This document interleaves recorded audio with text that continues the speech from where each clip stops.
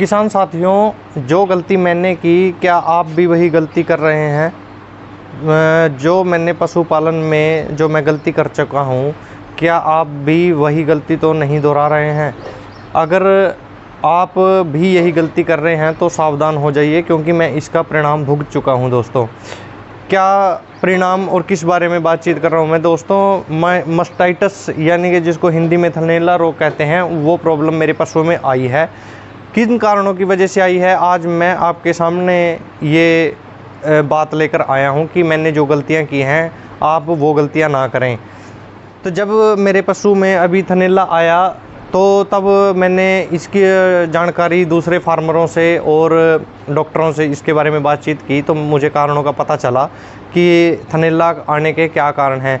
तो जो प्रॉब्लम मैंने फ़ेस की हैं, तो ज़रूर आप भी वो प्रॉब्लम फेस कर रहे होंगे या करेंगे या कर चुके होंगे। तो इसलिए मैं चाहता हूं कि जो प्रॉब्लम मैंने फ़ेस की है वो आप लोग ना करें।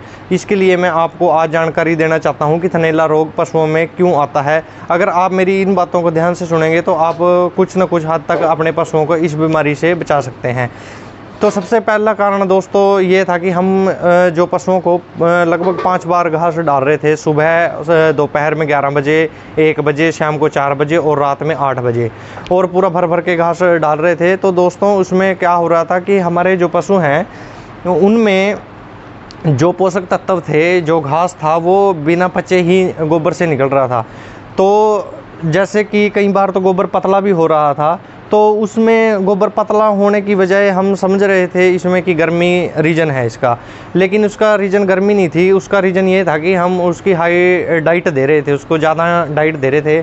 जो साइंटिफिक तरीका है, डॉक्टर बोलते हैं कि ये 24 घंटे होते हैं जो भूस को पचने में लगते हैं, और हम ये जो डाइट दे रहे थे 24 घंटे में 5 बार लगभग भूस डाल रहे थे। तो सबसे पहला कारण तो ये था कि हमने ज़्यादा घास खिलाकर पशु का जो था लीवर था वो डाउन कर दिया, जिसकी वजह से वो पतला गोबर कर रही थी या बिना पचा गोबर निकाल रही थी। दूसरा कारण क्या था दोस्तों? दूसरा कारण था कि मैंने जिस गाय में मेरे मास्टाइटिस आया है, थनैला रोग आया है, मैं दिखा देता हूँ आपको। मेरी इस गाय में थनैला रोग आया है। इसका रीज़न ये हुआ कि मैंने इस गाय की डिवर्मिंग नहीं कराई थी, जो कि हर 3 महीने बाद होनी चाहिए। ये जो दूसरे वाली गाय है, इसकी मैंने डिवर्मिंग करा दी थी, इसमें ये प्रॉब्लम नहीं आई है।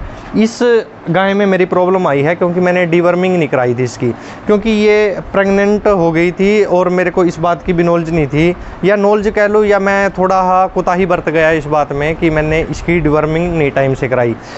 दूसरा कारण ये था कि इसमें थनैला रोग आया क्योंकि जो बाहर की साफ़ सफाई है उसके ऊपर मैंने पूरा ध्यान रखा था। अब मैंने पिछली वीडियो में भी देखोगा, हमने 10-10 दिन बाद हम चूने का छिड़काव करते हैं, और मेरे पशु बांधने के 3 जगह हैं, एक अंदर है, एक यहाँ है और एक बाहर है, जिसमें हम पूरी तरीके से सूखा रखते हैं। मैंने ये सुना था, मेरे को जानकारी कम थी इस बारे में, कि जो मास्टाइटिस या थनैला का रोग है ये बाहरले कारणों से आता है, यानी कि जो गोबर वगैरह, पेशाब वगैरह की जो समस्या है, बाहरी जो गंदगी की वजह से थनैला रोग आता है। ऐसा बोलते हैं कि आधा घंटा तक दूध देने के बाद पशु के जो छिद्र हैं थनों के, वो खुले रहते हैं। तो मैं इस के ऊपर तो ध्यान देता रहा, लेकिन मैंने जो डाइट था और डाइट प्लान था और जो रूमन होता है गाय का, उसके ऊपर बिल्कुल भी ध्यान नहीं दिया। तो मेरे जो पशु में मास्टाइटिस है ये बाहर की वजह से नहीं आई, ये पेट की वजह से आई है। क्योंकि दोस्तों एक तो सबसे बड़ा कारण तो है डिवर्मिंग।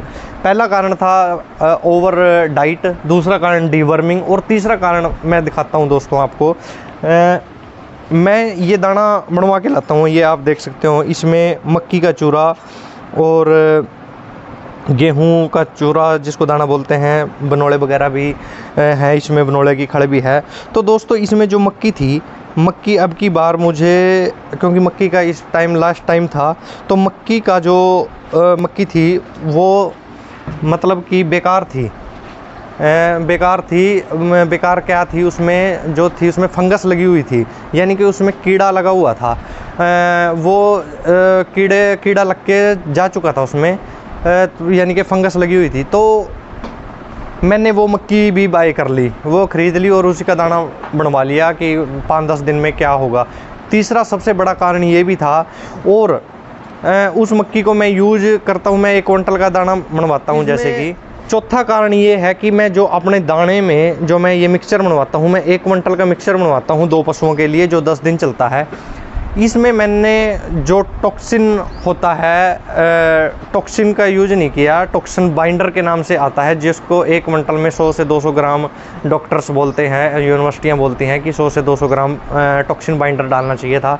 चौथा कारण दोस्तों मेरे पशु में मास्टाइटिस का ये है। टॉक्सिन बाइंडर क्या काम करता है? टॉक्सिन बाइंडर क्या काम करता है, इसमें टॉक्सिन बाइंडर का काम ये होता है कि जैसे कि हमने 1 क्विंटल का इसमें घोल तैयार करवाया है, जो दाना तैयार करवाया है, अगर उसमें पीछे से फंगस है तो उसको भी टॉक्सिन बाइंडर ख़त्म कर देगा, और आगे जो जैसे कि 10 दिन के लिए दाना तैयार होगा उसमें जो भी फंगस आएंगी उसको भी टॉक्सिन बाइंडर ख़त्म कर देगा, जिससे पशु में फंगस नहीं जाएगी और पेट का कोई रोग नहीं पैदा होगा, जिसकी वजह से पशु में थनैला रोग पैदा होगा। तो दोस्तों अगला कारण है किसान साथियों, रूमन में पीएच लेवल का डिस्टर्ब होना। पीएच लेवल को मेंटेन करने के लिए दोस्तों के पशुओं को हर चौथे दिन मीठा सोडा देना जरूरी है। यहाँ भी मैं चूक कर गया, मैं पशु को अपने रेगुलर यानी कि 4-4, 5-5 दिन के अंतराल में मीठा सोडा नहीं दे पाया। इसकी डोज 50 से 100 ग्राम रहती है 4 दिन के 5 दिन के अंतराल में। यहाँ भी रूमन का जो पीएच है वो डिस्टर्ब रहा। तो ये सभी कारण कुल मिलाकर बने हैं दोस्तों। एक 5वां रीज़न ये भी रहता है कि पशु होते हैं जो दूध देने के बाद आधे से पौना घंटा 1 घंटा दूध देने के बाद पशु बैठना नहीं चाहिए, क्योंकि जब पशु नीचे बैठता है तो थनों के जो छिद्र खुले रहते हैं उनके द्वारा जो नीचे का बैक्टीरिया है जो आंखों से नहीं दिखाई देता या हवा में होता है या कहीं भी, वो छिद्रों के रास्ते थनों में चला जाता है, जिसकी वजह से दूध में ये जो थनैला है ये आना शुरू हो जाता है। ये सभी चीज़ें कर रहे हैं, जो गलतियां मैंने की हैं, अगर ये आप नहीं कर रहे हैं और थनैला से फिर भी बचना चाहते हैं, क्योंकि जो मैंने ये जो जानकारी दी है आपको, ये पर्याप्त नहीं हो सकती, ये पूरी नहीं हो सकती, ये अधूरी हो सकती है, क्योंकि मैं अभी इस फील्ड में नया हूँ। जितना मुझे इसके बारे में मैंने नॉलेज मिली है मैंने आपके सामने रखी है। तो दोस्तों अगर फिर भी इसमें कुछ कमी रहती है तो ये भी मैंने पता लगा है कि अगर आप थनैला से फ्यूचर में बचना चाहते हैं तो दूध देने के बाद जब दूध निकाल लेते हैं तो 1 चुटकी 5 लीटर पानी में डाल के, ये लाल दवाई होती है, पोटासियम परमैंगनेट के नाम से आती है, ये 10 रुपये की मिल जाती है मात्र। इसको आप थनों में इसका छिड़काव करें या इसको थनों में धो दें, तो इससे भी ये भी बहुत असरकारक दवाई है। डॉक्टर बोलते हैं कि अगर आप इसका यूज करेंगे तो थनैला आने का मतलब नहीं है। इस बीमारी से निजात पाना चाहते हैं रेगुलर टाइम के लिए, तो हफ्ते में कम से कम 1 बार इसका रेगुलर यूज करते रहना चाहिए। मैंने तो अपने अभी 3-4 मंथ के जो मैंने काम शुरू किया है, ये इसके एक्सपीरियंस से यही सीखा है और डॉक्टरों से भी इसकी सलाह ली है, तो सभी ने यही बताया है कि लाल दवाई से थनों को हफ्ते में 1 बार ज़रूर धोना चाहिए। वैसे तो डॉक्टर बोलते हैं कि डेली जो है पशु अपना नीचे नहीं बैठना चाहिए और लाल दवाई का भी डेली ही यूज करना चाहिए, पर फिर भी अगर आप डेली नहीं यूज कर सकते तो हफ्ते में 1 बार तो ज़रूर करें।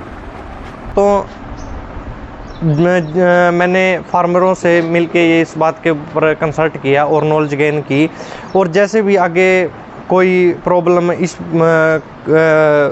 फील्ड में आती है तो मैं आपको ज़रूर सूचित करता रहूँगा। मैंने अब ये दूध का और पशुपालन का काम अभी शुरू किया है दोस्तों।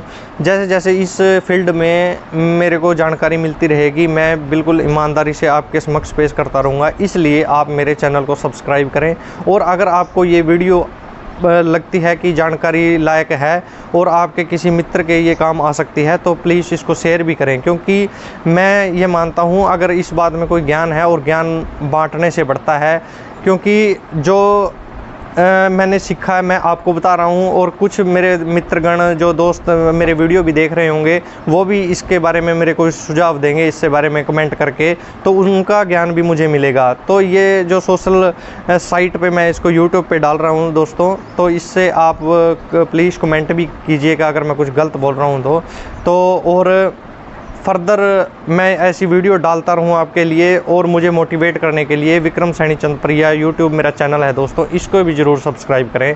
आपका धन्यवाद।